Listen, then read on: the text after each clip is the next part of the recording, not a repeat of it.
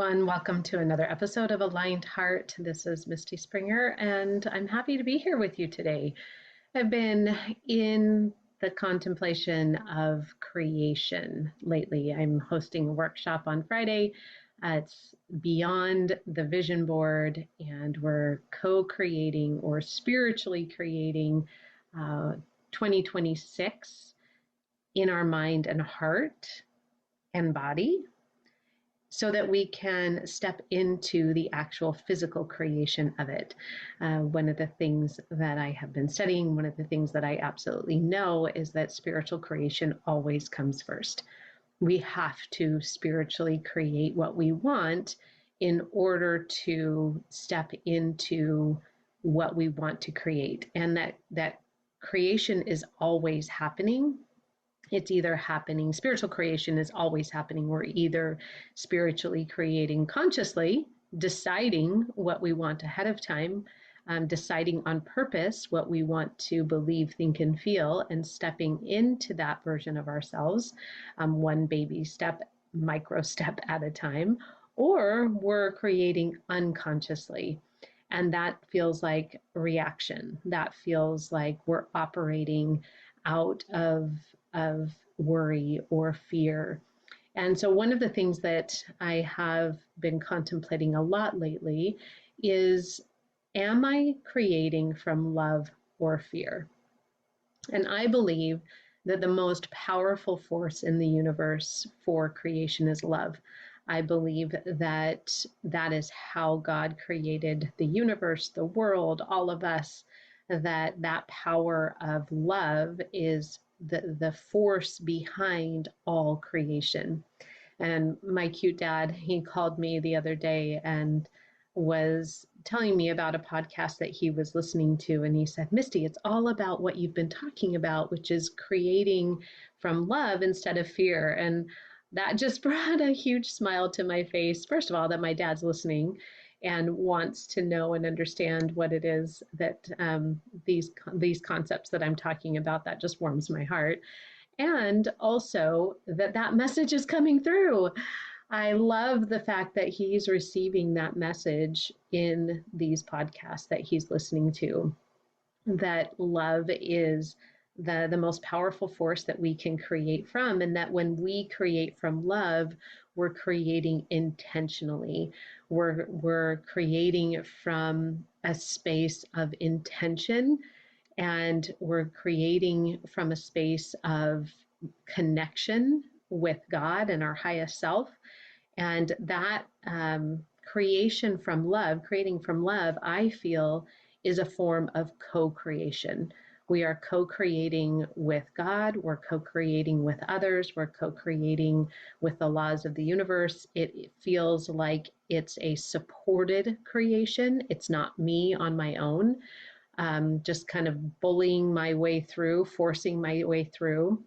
Another way to look at this is, a lot of times when I'm considering whether I'm creating from love or fear, I'm also asking myself the question, does this feel like power or force? That's David Hawkins. He wrote a book on power versus force. And that feeling of aligned action feels very much like power. I'm stepping into the flow. I'm stepping into the feeling of, yes, this feels right. And I know intuitively you all understand that feeling, or you wouldn't be here. There is like an intuitive knowing that there is a power that you can step into that feels like, yes, like this is what I'm meant to be doing. This feels good. This feels like creation is just flowing through me. It's not necessarily easy because you still have to overcome obstacles, but it does feel like you can move through the obstacles. The obstacles don't stop you. You just have the power to move through them. And so that's what we're talking about today, how to access that power of love, that power that doesn't feel like force or fear, and how to stay in that and to be aware of it. So one of the things that I think is really powerful to clarify first is, what is what is our energy, and how can we use our energy or our frequency to to create what we want. So I believe that the frequency of love is the frequency of power, um, and that we're accessing God's power when we are in the frequency of love. I believe that our energy is our greatest asset, that our energy is simply made up of what I believe, think, and feel. So, whatever you are believing, thinking, or feeling is going to create the results that you have in your life. Now, what you believe, think, and feel can be conscious, you can be aware of it, or it can be unconscious. It's just running in the background and it's kind of running the show without you being aware of it. And we're going to kind of illustrate a couple of those points today. So, there's two ways that you can create unconsciously when you're in the creation of what you don't want. Now, this might feel a little spicy, but one of the ways to look at where I'm creating unconsciously is a place that you're getting a result that you don't want. Where is there a place in your life that doesn't feel like you have what you desire? That is a space where you may be creating a situation unconsciously. One of the ways that I recognize when I am in a place of unconscious creating is worry. I recently had an experience where I co-created this amazing opportunity with my daughter to travel through Spain and hike the El Camino Trail.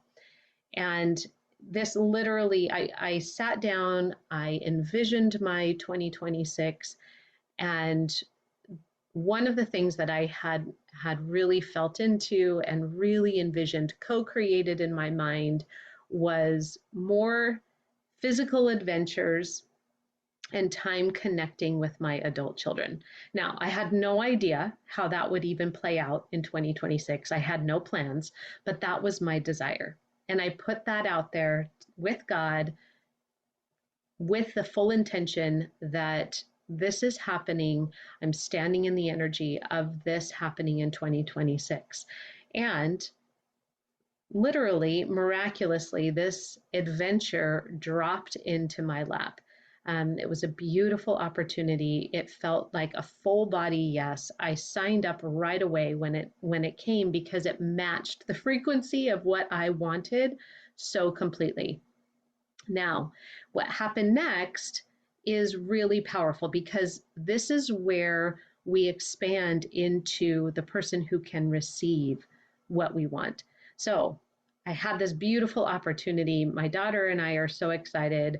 I'm literally giddy with excitement. And within 2 days of getting everything booked, I found out that my flight was a layover was a little bit too short, and there was a possibility that I would miss my flight, and my daughter and I wouldn't be able to connect up with the group, and it would kind of put us back a couple of days and cause a huge headache in trying to connect with the group to hike the El Camino Trail. So even though I was able to kind of work through a lot of the details, come up with a plan B, my mind and my body felt so much anxiety. It was like the anxiety did not match the situation. I knew I would be able to handle it. I knew it was okay. I could talk like logically, I could use my thoughts to talk myself through it, but my body was in a spin. And my body felt so much anxiety. I wasn't sleeping. I was having digestive issues. It just felt like this huge overreaction to this one tiny little detail. And I couldn't step out of the worry, even though I wanted to. And so, what it was offering me was a place to recognize what are the unconscious beliefs that are running behind the scenes here. Why does this feel so huge to me?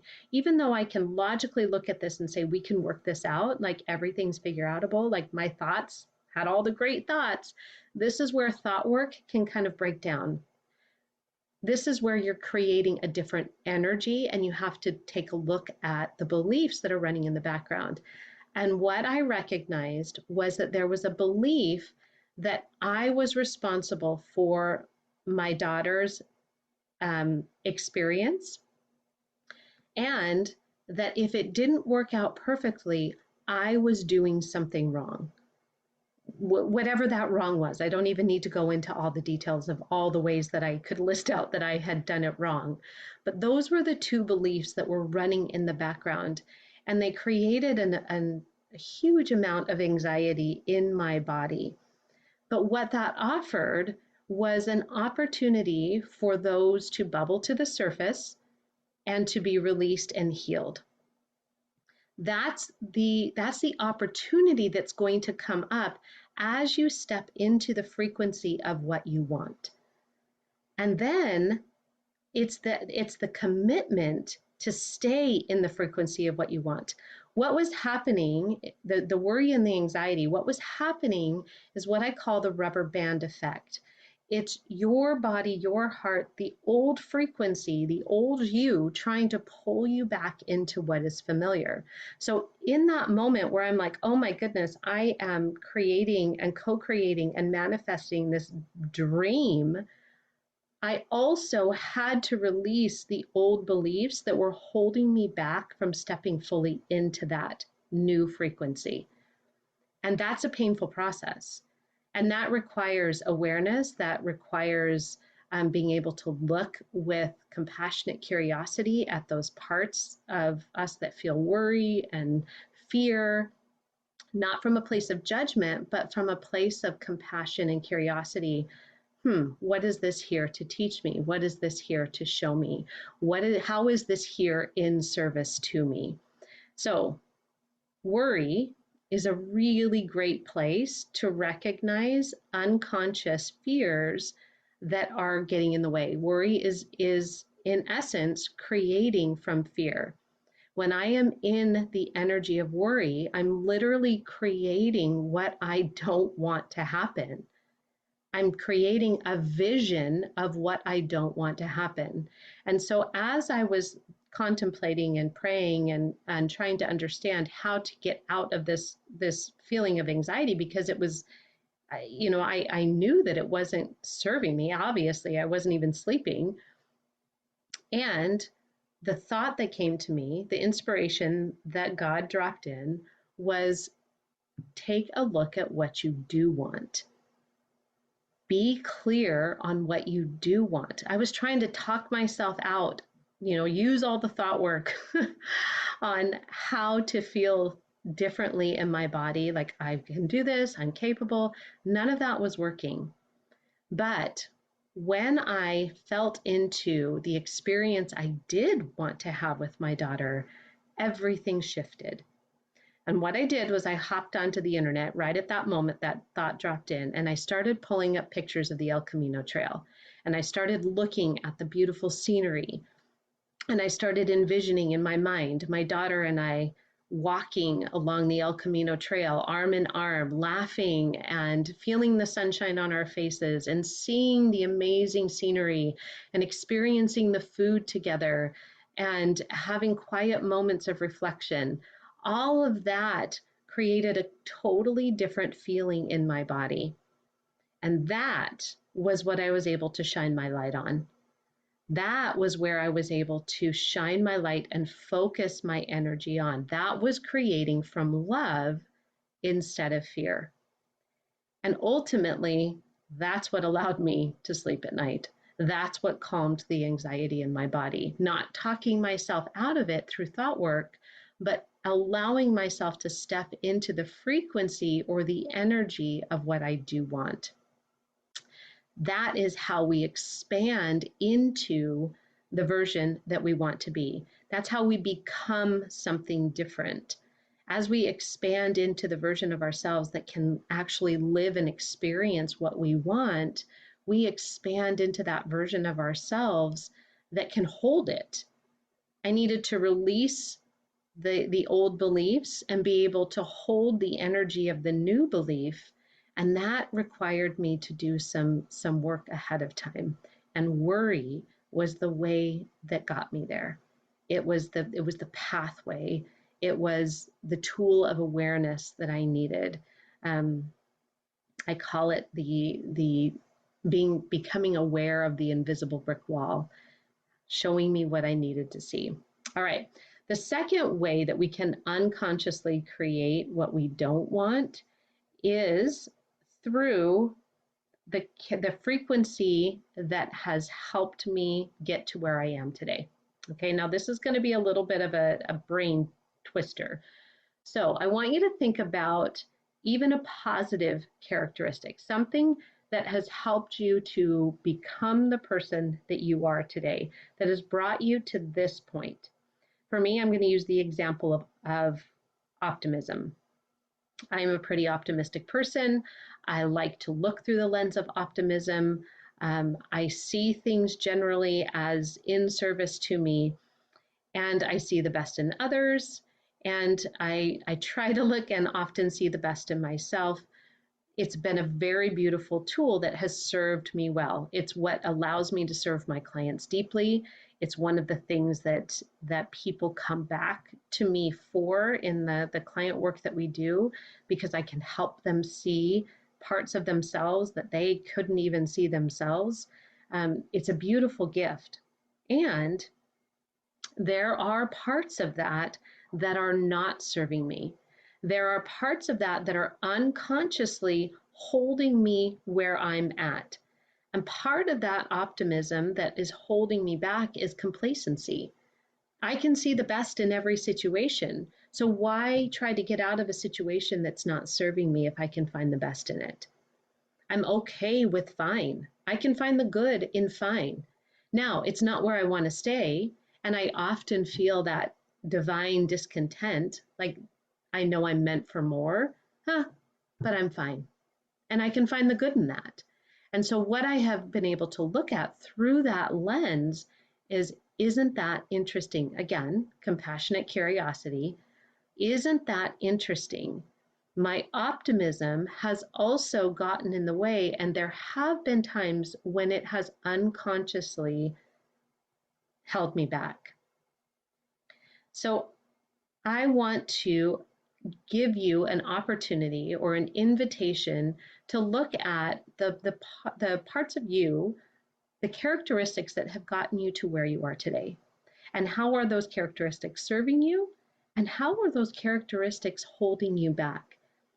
Now, this isn't an opportunity for judgment or thinking, well, I'm doomed. I guess I have optimism, so I'm doomed. Can't move forward. No, it's actually quite the opposite. It's awareness brings choice. And once you have that awareness, like I can say, oh, look at that. My complacency, my optimism also feeds that complacency.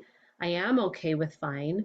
What's the frequency? What's the energy that I need to move me out of complacency? What's the opposite of complacency that I need to help move me forward? How can I intentionally cultivate a new frequency to move me in the direction that I want to go? And for me, that's a little bit more fire.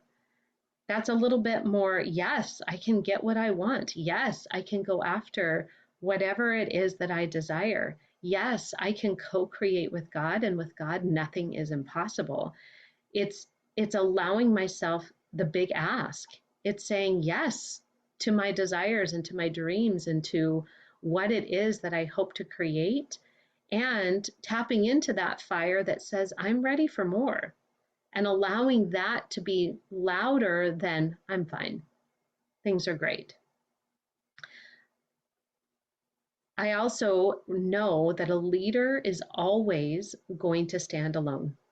That to be a leader, I need to step out and not be okay with status quo, because status quo is not where leaders hang out. Status quo is where I hang out when I'm not leading.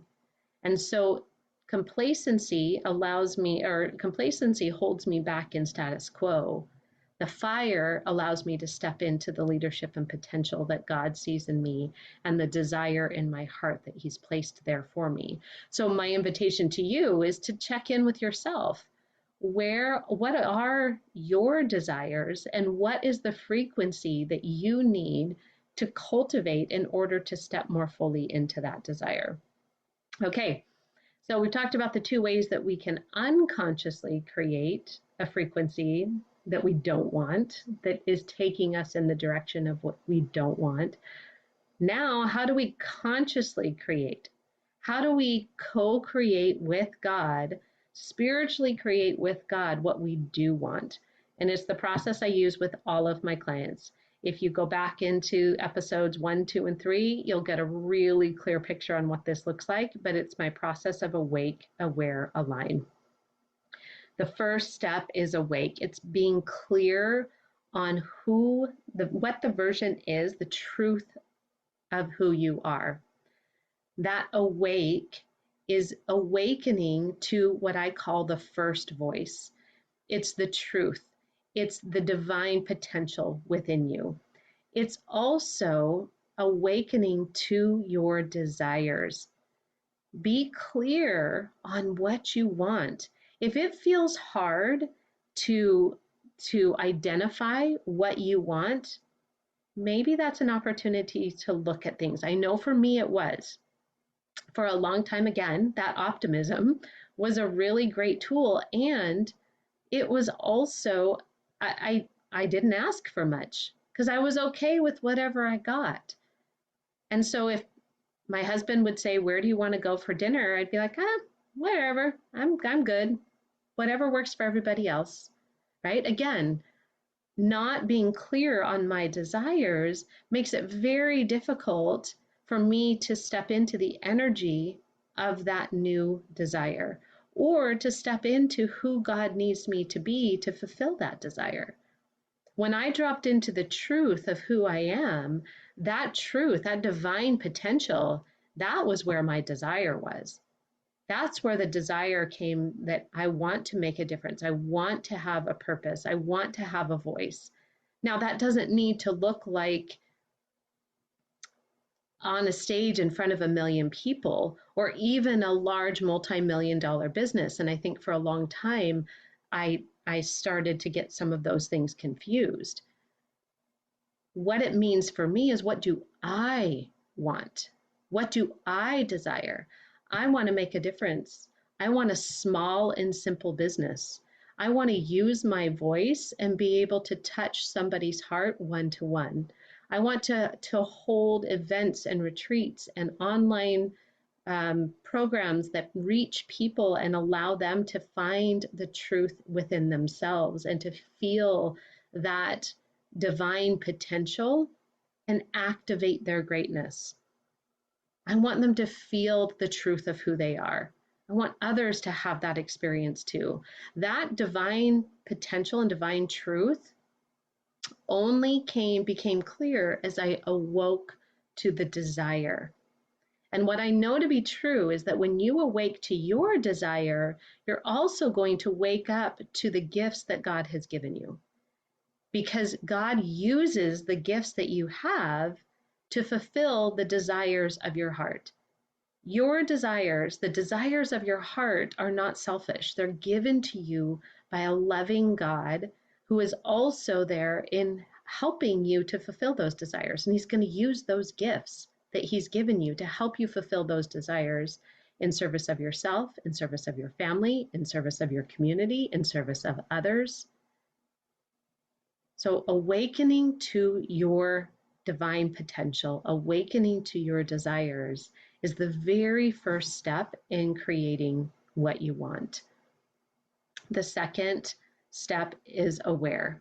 You have to be aware of what's stopping you. I call it the invisible brick wall. When you start to step into what you want, just like I did with Spain, like I'm stepping into this beautiful vision of what I want to create. And as I step into that vision, wham, I run into an invisible brick wall.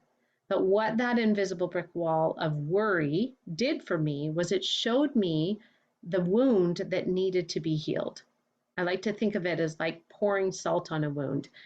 If a wound is healed and you pour salt on it, it doesn't affect you at all. But if you pour salt on an open wound, man, you're going to get a reaction. You're going to feel the pain. It's going to feel, you may jump, you may cry out, you may even knock the person's arm that's pouring the salt, right? You're going to have a pretty strong reaction when there's salt that's poured on an open wound. That's all a trigger is. That's what the worry that I was experiencing was salt being poured on an open wound. It showed me what needed to be healed, what needed to be brought into the light in order to be released, to be healed, so that I could step into the energy and frequency of who I wanted to be, stepping more fully into my divine potential. So, first step is awake to the truth of who you are and your desires. Second step is be aware of what's stopping you or the invisible brick walls that you're running into. And third is align. This is the step of what frequency am I committed to? Am I committed to a new frequency? And final story to kind of illustrate this point. I recently was being very intentional about the frequency that I wanted to cultivate in 2026. I was just looking through the lens of gratitude. I was cultivating this energy of potential and of possibility, and feeling actually really good about the shifts and the changes that I was seeing in the areas of my life that I have been working on for years. My business, my marriage, my relationship with my adult children. There was just a lot of feelings of me changing and my frequency changing, and the worry that I had been feeling starting to dissipate, and I was feeling really positive and really good. And what happened? The rubber band effect. There was a day after having, 3 or 4 days of feeling really good, where it felt like nothing I did was working. It felt like the world was conspiring against me. It was like one little thing after another that just felt like, oh my goodness, I feel like I am a walking time bomb. There was just like nothing went my way. Little things like dumping all my groceries out as I was walking out to the from the grocery store to the car. It felt like obstacle after obstacle after obstacle was getting into my way. I almost had I was supposed to travel to a baby shower that was pretty far away, and it was snowing. And I even had the thought, I don't know if I should leave the house today. Like, I feel like anything that could go wrong is going wrong today, and I'm kind of afraid to walk out the front door. And in that moment, I had the thought, what frequency am I committed to? Am I committed to the new frequency? Am I committed to stepping outside of that rubber band effect? In essence, stepping beyond the pull backward of the old me, the old frequency.